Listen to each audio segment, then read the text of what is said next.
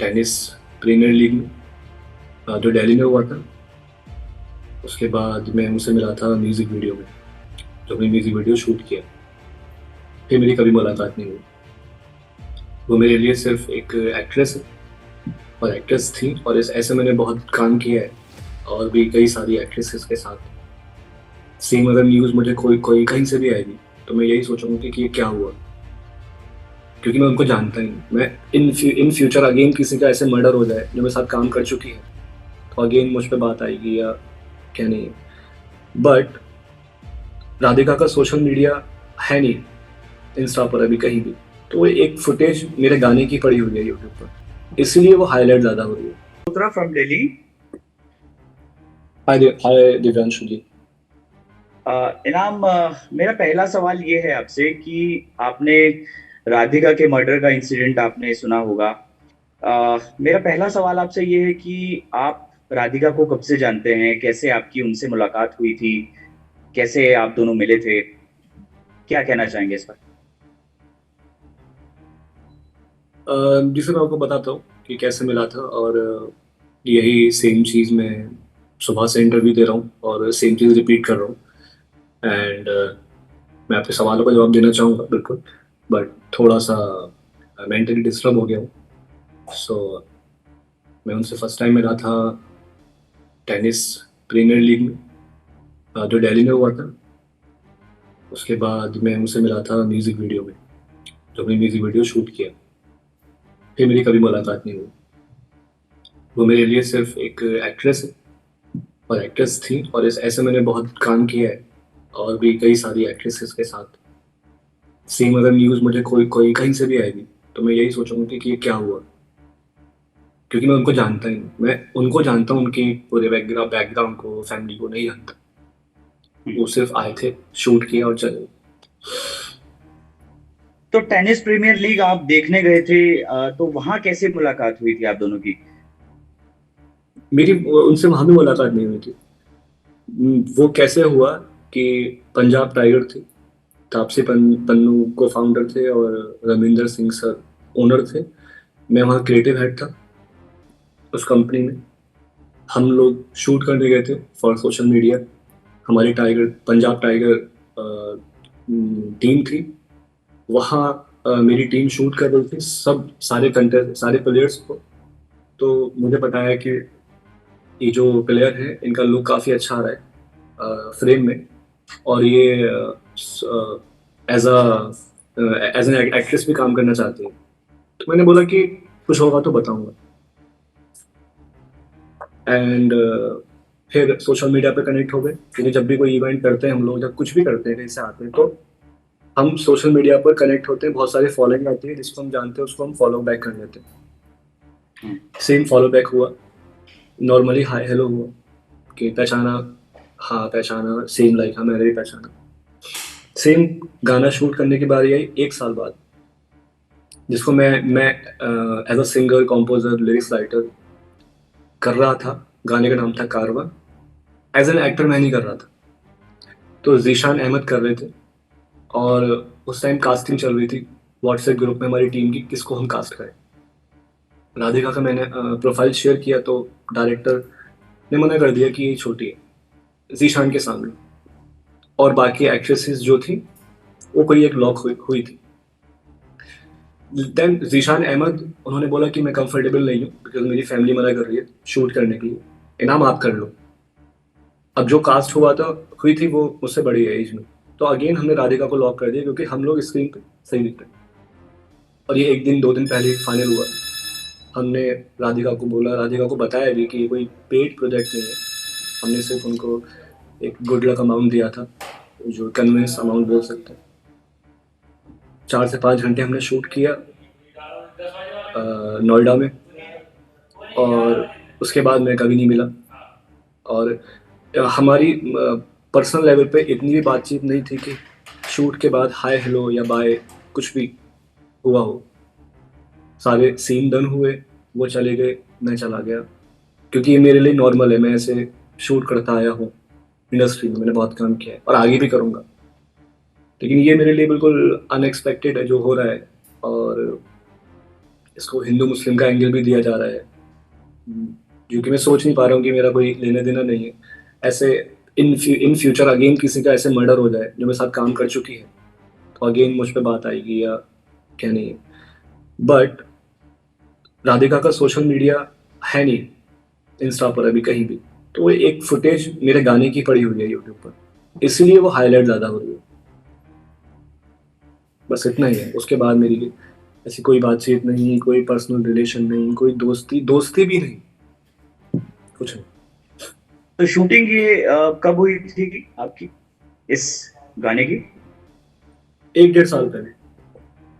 1 डेढ़ साल पहले। तो कहाँ चली के तक चली थी? और 4 से 5 घंटे शूट चला था। अच्छा। नोएडा में हमने शूट किया था। हम्म, 11 बजे से लेके आई थिंक 5-6 बजे तक शाम को। एक ही दिन हुआ था शूट? एक ही दिन। तो शूटिंग दौरान राधिका की फैमिली में से कोई आया था? फादर, मदर, या फिर राधिका की, अकेली? हाँ हाँ, राधिका की मदर साथ में आई थी। एंड राधिका ने मुझे सेट पर ये भी बोला था कि उनके फादर को ये गाना बहुत अच्छा लगा। तो इसका मतलब वो अपने फादर की भी परमिशन लेके आई थी कि उनको फैमिली गाना अवेयर बहुत थी अच्छा मतलब लगा। आपको हाँ कि बिल्कुल। वो शूटिंग करने जा रहे क्योंकि क्योंकि वहां पर 1 to 1 राधिका और मैं नहीं थे। राधिका की पूरी फैमिली को पता था, मेरे पास बड़ी टीम थी, डायरेक्टर, प्रोडक्शन हेड। तो ये एक तरह से हम बोल सकते हैं कि एक प्रोफेशनल कनेक्शन था राधिका के साथ में। थे। तो उस दौरान क्या राधिका ने आपको बताया था कि वो टेनिस खिलाड़ी तो हैं ही, क्या वो मूव करना चाहती हैं इस तरह से फिल्म इंडस्ट्री में, म्यूजिक इंडस्ट्री में, या फिर एज अ शौक के तौर पर वो आपके साथ गाना में शूट करने आई हैं? कुछ बातचीत हुई हो आप दोनों के बीच में? देखिए, जब मैं पहली बार उनको देखा था राधिका को और वो शूट कर रहे थे, तो उन्होंने मेरी टीममेट से यही बोला था कि उनको इस लाइन में काम करना है, एज एन एक्ट्रेस या एड्स, मूवीज, म्यूजिक वीडियोस। तो उनका इंटरेस्ट था।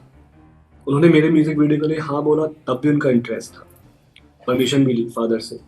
देन उन्होंने जब हमारे साथ में शूट किया, तो मेरे जो डीओपी हैं, प्रोडक्शन हेड हैं, उनसे उसकी बातचीत भी हो रही थी मेरे सामने कि कुछ और भी हो तो मुझे बताइए। बिकॉज एक स्पोर्ट्स पर्सन, एक नहीं मैंने काफी लोग देखे, हर किसी को शायद ये लगता है कि वो अपनी अपने फील्ड में ज्यादा स्ट्रगल कर रहा है। तो उसका ये भी कहना था कि लाइक हमारा तो हम टेनिस खेलते हैं, और जो हमारा टेनिस लीग भी हुआ था वहां भी उसका सिलेक्शन नहीं हुआ था राधिका। तो जाहिर सी बात है कि उसको आना है, और मैं मानता हूँ कि पावर ऑफ मीडिया है। हर कोई अब इस इंडस्ट्री में आना चाहता है, हम्म। लोग उनको पहचाने, जाने, फेम कमाए। तो वो चाहत थी। लेकिन मेरे म्यूजिक वीडियो के बाद उन्होंने कोई भी शूट नहीं किया, या मैंने कोई रील देखी थी, 1-2 रील मैंने देखी थी जो उन्होंने कोई ब्रांड्स के साथ कोलैब भी किया था। कोई छोटा सा एड था। तो मतलब उनकी चाहत थी, इसलिए वो यहाँ पर कर रहे थे। बाकी उसने कभी कुछ बताया नहीं पर्सनल, फैमिली, और ना मैंने पूछा। क्योंकि हम लोग लगातार शूट करते हैं लोगों के साथ में, तो हम प्रोफेशनली कनेक्टेड रहते हैं, पूछते नहीं है कि घर में कौन है या क्या हम्म। गम है, क्या खुशी है। कोई ऐसी मेरी बातचीत नहीं। तो आखिरी दिन आप उसी दिन शूटिंग के दौरान मिले थे और आखिरी बार आपकी उसी दिन मुलाकात हुई थी और बातचीत हुई थी? उसके बाद यस। कोई आप दोनों के बीच में कोई बातचीत नहीं? उसके बाद हमारी कोई बातचीत तो हुई थी, पर मुलाकात कोई नहीं हुई थी। बातचीत कब होती है, जब हम लोग गाना रिलीज करते हैं तो उस टाइम प्रमोशन करते हैं, सब लोग प्रमोट करते हैं अपने गाने को। तो राधिका ने कोलैब एक्सेप्ट किया एक, और एक स्टोरी भी लगाई, पर काफी दिन बाद लगाई। उन्होंने अपना अकाउंट डीएक्टिवेट भी किया। हम्म। उन्होंने कोई प्रमोट नहीं किया, मैंने पूछा भी। हम्म। तो उन्होंने कोई वजह भी नहीं बताई। तो उन्होंने एक स्टोरी अपलोड की थी राधिका ने कि उनके दादा नहीं रहे, ग्रैंडफादर। तो मुझे लगा कि मैं खुद समझ गया कि आई थिंक ये वजह है कि वो प्रमोट नहीं कर रही। और ये हमारे लिए नॉर्मल भी है, इंडस्ट्री के अंदर ऐसा तो होता है कि उन्होंने हम्म, हम्म, तो उन्होंने सोशल मीडिया अकाउंट खुद डीएक्टिवेट किया था और उसकी जानकारी थी आपको? नहीं नहीं नहीं नहीं, देखिए, ऐसी बहुत सारी गर्ल्स हैं और ऐसे मेरे बहुत सारे दोस्त हैं जो अपने अकाउंट को डीएक्टिवेट एक्टिवेट करते रहते हैं। और वो हमको कैसे पता हम्म। चलता है कि हमको हमको उनकी स्टोरीज नहीं दिखती, और जैसे ही वो अपना अकाउंट एक्टिवेट करते हैं उनकी स्टोरीज दिखती। तो मेरे साथ में मेरा गाना प्रमोट उन्होंने किया हुआ था, तो कभी कभी राधिका कोलैब में नहीं दिखती थी, कभी कभी कोलैब में दिखती थी। मैं अपना खुद का अकाउंट चेक करूँ तो उससे क्या है कि वो अपने अकाउंट को डीएक्टिवेट एक्टिवेट करती रही है 2-3 बार, और ऐसे मेरे बहुत दोस्त हैं जो डीएक्टिवेट एक्टिवेट करते हैं। आपने भी किया होगा, मैंने तो नहीं किया, बट नॉर्मली ऐसा है, तो उससे कोई लेना देना है नहीं है, पर जो मैंने देखा तो वो आपको बता रहा अच्छा, ये जो गाना आपने शूट किया था, ये ऐसा हूँ। भी चल रहा है कि ये शायद सोशल मीडिया से हटाया गया था, तो उसका क्या रीजन रहा था? ये जब गाना फेमस नहीं हुआ, लोगों ने नहीं सुना, मेरे जो गाने रिलीज होते हैं एक्ट्रेस के साथ में, एक्ट्रेस के साथ में, तो 5 मिलियन 4 मिलियन व्यूज आते हैं। तो मैंने सोचा कि राधिका भी न्यू है, मैं भी न्यू हूँ, मुझे बार बाई फेस लोग इतना नहीं जानते हैं, नया सिंगर हूँ। तो मैंने देखा यार ये वाला गाना मेरा वेस्ट हो गया। तो मैंने ऐसे 2-3 गाने थे जो मैंने सबको डिलीट कर रहा था मैं, और अभी भी मैंने किए हैं, उनको मैं री रिलीज करता कोई और सेलिब्रिटी या कोई और फेस के साथ में। हम्म। तो मेरी यही नीयत थी कि मैं इसको, और मैंने रिक्वेस्ट भी डाली हुई थी, सॉन्ग डी को बोला था कि इसको टेक डाउन कर दीजिए, आज भी मेरा ईमेल पड़ा हुआ है। मैंने सारी वीडियोस आर्काइव कर दिए थे, और इसकी एक वजह और थी कि मैं लास्ट मोमेंट पर कास्ट हुआ था इस गाने के अंदर एज एन एक्टर, जो कि मैं नहीं कर रहा था, और मुझे अपना लुक बिल्कुल अच्छा नहीं लगा। मुझे लग रहा था कि मैं क्या दिख रहा हूँ। तो मैंने सोचा कि डिलीट ही कर देते हैं, और इसको कोई और, अगर ये हादसा नहीं हुआ होता तो मैं इसको डिलीट करके कोई सेलिब्रिटी के साथ ही करता, जैसे हमेशा किया है मैंने, कभी नोन के साथ में। लेकिन अब मैं उसको डिलीट, मैं अपने सोशल मीडिया को टच भी नहीं कर रहा हूँ, क्योंकि जो है उसको वहीं के वहीं मैं एक पॉज दे रहा हूँ कि मुझे कोई छेड़खानी नहीं करनी है, बिकॉज डिलीट करना अभी सब कुछ सही नहीं होगा। अच्छा, ये राधिका टेनिस एकेडमी चलाती हैं, इसकी जानकारी थी आपको? नहीं, बिल्कुल भी नहीं। अच्छा, बिल्कुल जानकारी नहीं थी। हाँ, बिल्कुल भी नहीं, मुझे ये भी नहीं पता वो कहाँ रहती है, मुझे ये भी नहीं पता कि मदर फादर का नाम क्या है, उसके भाई बहन हैं या नहीं है, मुझे कुछ भी नहीं पता उसके बारे में। और ऐसे बहुत मदर सारे से एक्टर्स। सॉरी। शूटिंग सेट पे मदर से मुलाकात हुई थी? जी, आपने बताया जिस तरह से। मदर से मुलाकात हुई थी, लेकिन मदर को भी हम आंटी जी बोलेंगे ना, हमें उनका नाम नहीं पता। बिल्कुल। जस्ट मैंने उनको। जी। तो उस वक्त वो खुशी, वो चाहती थी कि हाँ, उनकी बेटी जो है वो फिल्म म्यूजिक इंडस्ट्री में भी जाए। क्या हाव अ, भाव आपको लगा? नहीं या फिर कई मैं बार ऐसा होता है कि फैमिली। हाँ। नहीं, मैं इसके बारे में कुछ भी ऐसा एक्स्ट्रा कुछ भी नहीं बोलूंगा, क्योंकि है ही नहीं। ना मैं ये बोलूंगा कि उनको मन नहीं था शूट कराने का। एक नॉर्मल, जो सबके पेरेंट्स आते हैं सेट पर, शांत बैठते हैं, सबसे हाय हेलो करते हैं, बातचीत करते हैं, एक नॉर्मल। ऐसा नहीं कि जबरदस्ती है, ऐसा नहीं कि नाराज हैं। गार्जियन की तरह सेट पर आए थे, शूट किया और चले गए। उनके सामने ही हर सीन शूट हुआ है। अच्छा, जिस तरह जी। से कल ये मर्डर हुआ उसके बाद पुलिस अपनी इन्वेस्टिगेशन कर रही है, तो क्या हम्म। गुरुग्राम पुलिस की तरफ से आपसे भी कुछ संपर्क किया गया, कुछ पूछताछ हुई, किसी इन्वेस्टिगेशन ऑफिसर का कॉल आया आपके पास? नहीं, मुझे कोई कॉल नहीं आया है, और मुझे कॉल आएगा मैं उनसे जरूर बात करूंगा, बिकॉज मैं एक खुली किताब की तरह हूँ। जब मेरी हर चीज़ एकदम क्लियर है, क्लीन है, मेरा मोबाइल फोन्स, मेरा व्हाट्सएप, मेरा हर चीज़ एकदम क्लियर है, तो और मैंने इसमें कुछ भी नहीं किया है, कोई लेना देना नहीं है, और जो भी हुआ है अनएक्सपेक्टेड है, बिकॉज इंसानियत है तो बुरा लगेगा। ये राधिका के साथ ही नहीं, कोई भी ऐसी चीज़ होती है जो कि फादर के हाथ हो, तो वो तो और अनएक्सपेक्टेड लगेगा। तो मुझे अभी तक कोई भी ऐसा कनेक्ट नहीं किया गया है, और कनेक्ट करके मैं उनको बताऊंगा। उनको जो मेरी हेल्प चाहिए मैं उनको बताऊंगा कि मेरा इतना है, जितना मैंने आपको भी सोशल अभी बताया है इंटरव्यू में, इतना ही है। मेरा कोई उससे एक्स्ट्रा कुछ भी नहीं है, बस मैं आपसे रिक्वेस्ट करता हूँ कि आप सबको बताएं कि इसको वो एंगल ना दें हिंदू मुस्लिम जिहादी। क्योंकि अगर अगर हम बोलें कि लाइक मैं मुस्लिम हूँ, राधिका हिंदू है, तो ऐसे तो मैंने और म्यूजिक वीडियो भी शूट करे हैं, मुस्लिम के साथ भी करे हैं, सुम्बुल तौकीर के साथ में, अलग अलग तो आर्टिस्ट तो हम तो शूट करते हैं। मैंने कितने शोज करे हैं वहाँ पर, हिंदू मुस्लिम ईसाई सब सब रहते हैं, तो ऐसा कुछ भी स्पेशली रिलीजन देख के हम हमारा कुछ नहीं। वही मेरा सवाल था अगला कि जिस तरह से सोशल मीडिया पे चल रहा है, आप जाहिर सी बात है आप भी देख रहे होंगे एक्स पे, इंस्टाग्राम पे, तो क्या कहेंगे ऐसे लोगों के लिए? क्योंकि एक मैं ये कहूंगा कि आप जो सारे लोग बोल रहे हैं, आप भी गलत नहीं है। क्यों? ऐसा होता भी है, पांचों उंगली बराबर की नहीं है, अच्छे बुरे हर मजहब में होते हैं। पर आप एक साइड देखकर बोल रहे हैं, वो गलत है। आपने कोई एक चीज देखी और आपने उसको जजमेंटल आप हो गए और आपने कुछ बोल दिया, तो वो गलत है। आप हमेशा राइट साइड लेफ्ट साइड दोनों देखें। सिर्फ आपको देखा कि हम्म, मुस्लिम और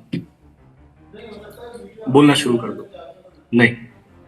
क्योंकि मैंने बोला पांचों उंगली बराबर की नहीं होती। मैं बचपन से हिंदूज में रहता हूँ, मुस्लिम्स में रहता हूँ, हर मजहब में रहता हूँ। अब मैं दुबई हूँ, अब अलग अलग कंट्रीज के लोगों के साथ में रहता हूँ।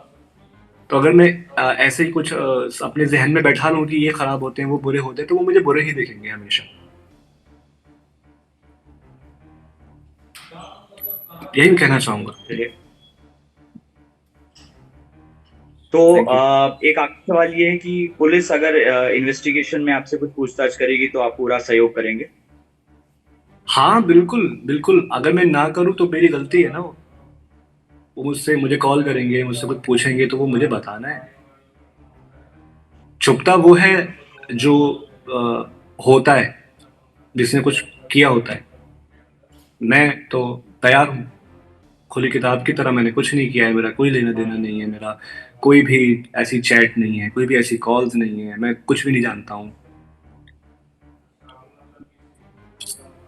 तो अभी फिलहाल आप दुबई में हैं अपने शूट के सिलसिले से, अगर आप कुछ कहना चाहें नहीं इस पर।